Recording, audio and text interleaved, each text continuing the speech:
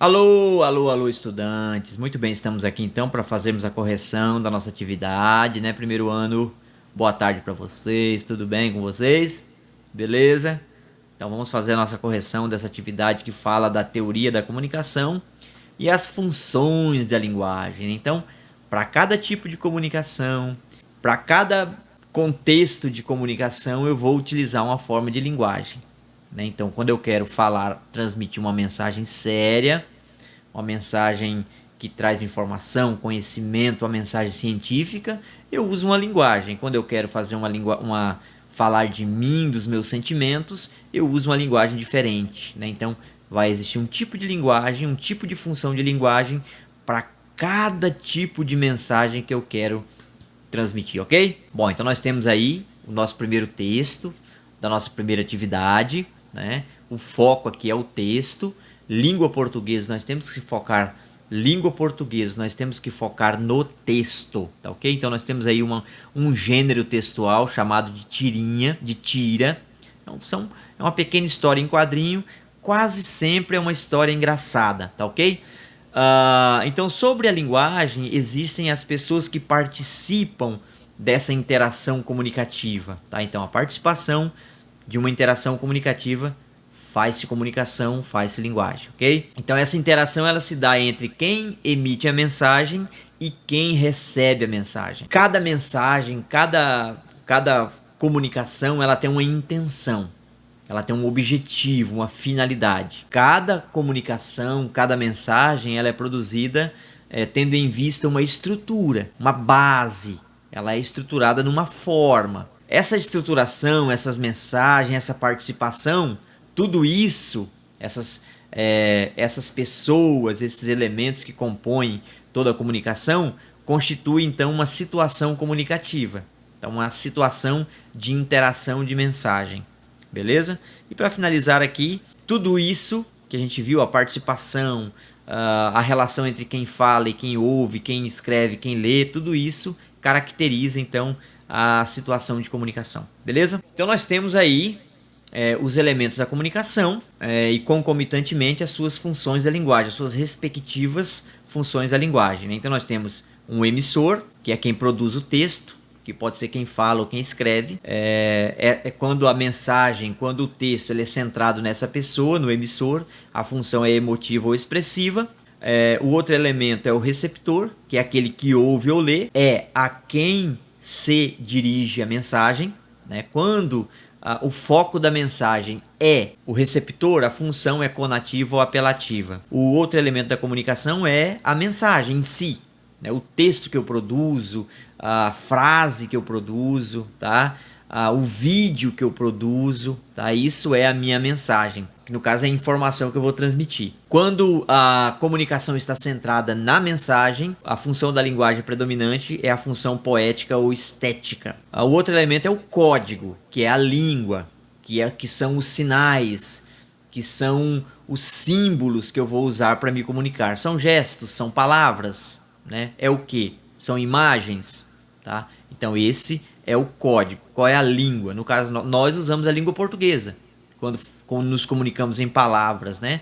Mas a gente se comunica com gestos, com sinais, com códigos, tá? Com símbolos. Tudo isso faz parte do código. Então, quando a mensagem é centrada no código, eu tenho a função metalinguística. O outro elemento da comunicação é o canal. O canal é o veículo por onde a mensagem vai passar. Então, eu posso usar como veículo de comunicação a fala.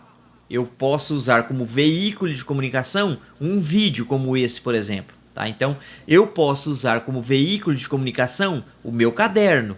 Quando vocês fazem a tarefa e apresentam para mim, então o caderno de vocês está sendo o veículo de comunicação entre mim e vocês. Tá ok? Então o canal é por onde a mensagem vai. Quando a mensagem ela é centrada no canal, a função da linguagem é fática. E por último nós temos o referente. O referente é o assunto, é o contexto, é o tema. É sobre o que eu vou falar. Pode ser política, pode ser religião, pode ser negócios, né? Pode ser uma atividade. Então é o assunto, é o contexto, é a situação da comunicação. Qual é o assunto dessa nossa comunicação hoje?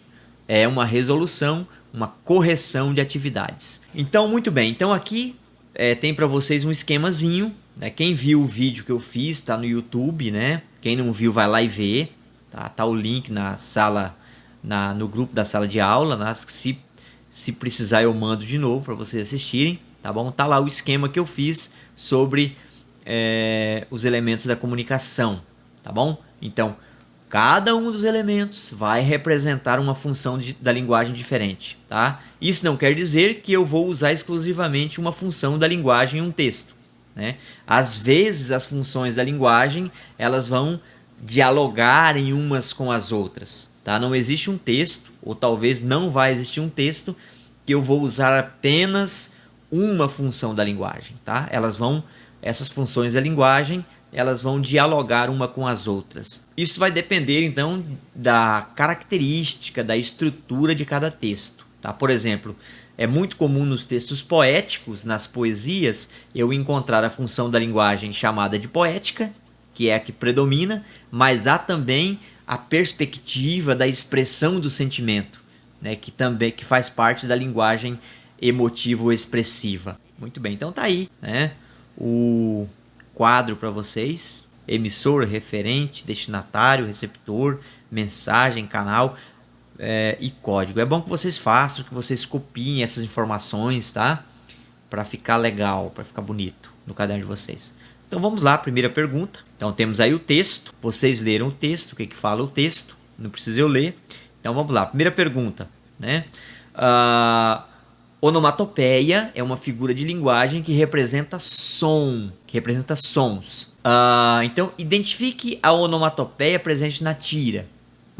Qual que é? Bom, então essa, é a palavra Zé, que é o barulho da campainha, né? O Zé está representando o barulho da campainha, ok? Questão 2. Que som essa onomatopeia reproduz? Já dei a resposta, né? O som da campainha. Tá? Então, onomatopeia é uma figura de linguagem em que as palavras representam o som das coisas, tá? Pode ser som de um animal, pode ser um som de um objeto, qualquer tipo de som. Bom, questão 2, sobre o mesmo texto, né? Então é pra gente responder. Muito bem. Qual é a atividade que o homem está ocupado? O que ele está fazendo? Muito bem, ele está lendo um livro, né?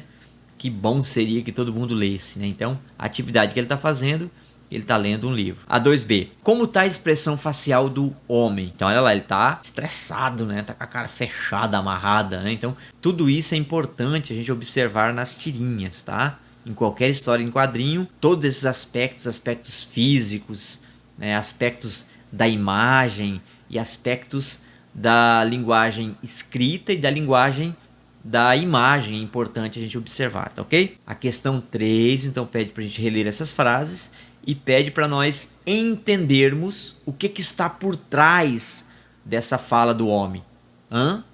Por que será que ele chama a mulher várias vezes assim?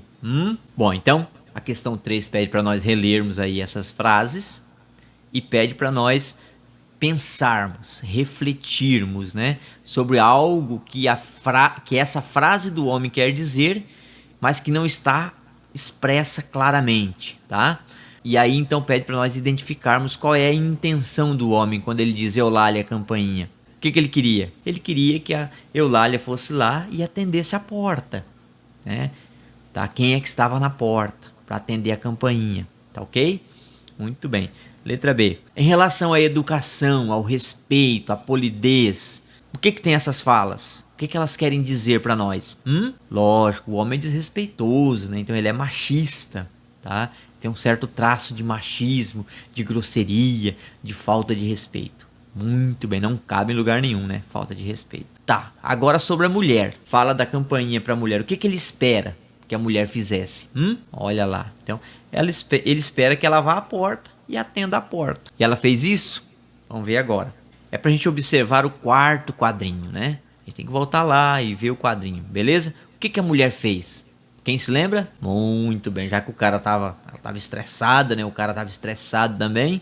Ela foi lá e arrancou a campainha e trouxe pro cara. O cara foi grosseiro, mal educado, desrespeitoso. Só deu nisso aí, beleza? Ela também. Letra B. Sobre a fisionomia do homem. Como é que ele está? Tá assim, ó, ficou espantado, né? Falou, essa mulher tá doida. Questão 5.